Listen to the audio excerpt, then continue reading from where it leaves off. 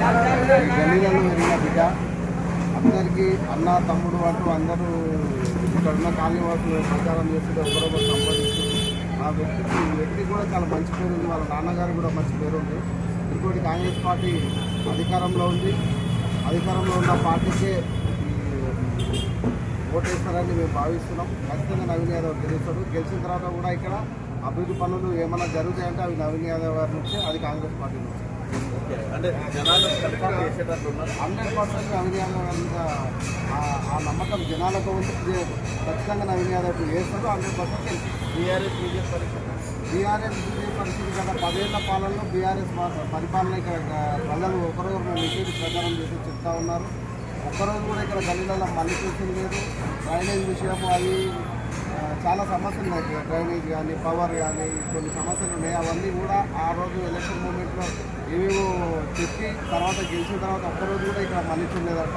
కొన్ని ఏరియాలలో ఈ 3 గల్లీలు వేస్తే మేము గెలుస్తామా, మీరు వేసినా సరే వేసినా సరే అని చెప్పి అవహేళన వేసి మాట్లాడిన మాటలు కూడా ఉన్నాయట.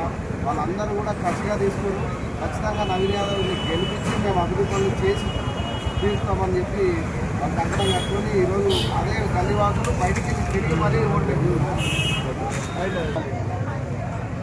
ఇక్కడ జూబిల్స్ బై ఎలక్షన్లో నవీన్ యాదవ్ గారికి కాంగ్రెస్ పార్టీ మంచి క్యాండిడేట్ ఎన్నుకొని ఇలా బీఫామ్ ఇచ్చి ఆయనని నిలబడడం చాలా మంచిది. ఎందుకంటే బీసీలకు మన గవర్నమెంట్ ఎంత ప్రాధాన్యత ఇస్తుందనే దానికి ముఖ్యంగా చెప్పాలంటే నవీన్ యాదవ్కి టికెట్ ఇవ్వడమే. అందులో నవీన్ యాదవ్ లోకల్ మనిషి. ఆ మనిషికి మేము ఊరికి ఇక్కడ జరుగుతున్న గల్లీకి మేము పోతూ ఉన్నాము. ప్రతి ఓటర్ కూడా ఎంత ప్రశాంతంగా అంటే, అరే మా పిల్లగాడు వాళ్ళ నాయన మాకు తెలుసు, మాకు ఆ పని చేసిండు, ఈ పని చేసిండు, ఏ అవసరం వచ్చినా ఏ సమస్య వచ్చినా కృష్ణ యాదవ్ గారికి పోతే మాకు పనులు అవుతున్నాయి. అలాగే ఆయన బిడ్డ కాబట్టి మా సొంత తమ్ముళ్ళలాగా మా సొంత బిడ్డలాగా అని చెప్పేసి ఆయనకు గమనంగా పడతా ఉన్నారు. మేము వెళ్తున్న ప్రతి ఓటర్ దగ్గరికి పోతున్నాము. ప్రతి ఓటర్ అన్నా మీరు ఎక్కడి నుంచి వచ్చి మాకు ఎందుకు చెప్తున్నారు, మాకు గెలవదా మా బిడ్డ, మేము గెలిపించుకుంటాం, మాకు అవకాశం వచ్చింది అని చెప్పేసి మాకు చాలా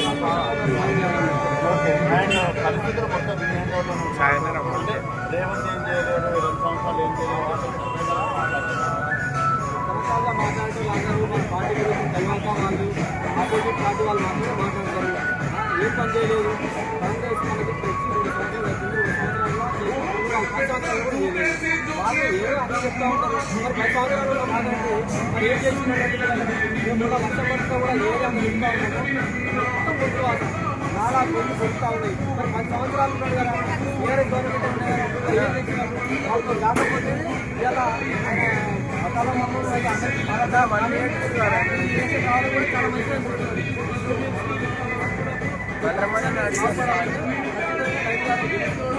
నాలాలు మురికి అంతా కాంగ్రెస్ గవర్నమెంట్ కూడా కంకరం కట్టుకున్నది. రేవంత్ రెడ్డి గారు 100% ఏరియా మొత్తం డెవలప్ చేస్తారు. ఏరియా వాళ్ళకు ఉంది. ఆ నమ్మకంతో నవీన్ యాదవ్ భారీ మెజార్టీలో గెలవడానికి సిద్ధంగా ఉన్నారు. డిప్యూటీ సర్పంచ్ కూడా చేశారు. సాధారణ చేతికి వచ్చి ప్రచారం చేస్తారు.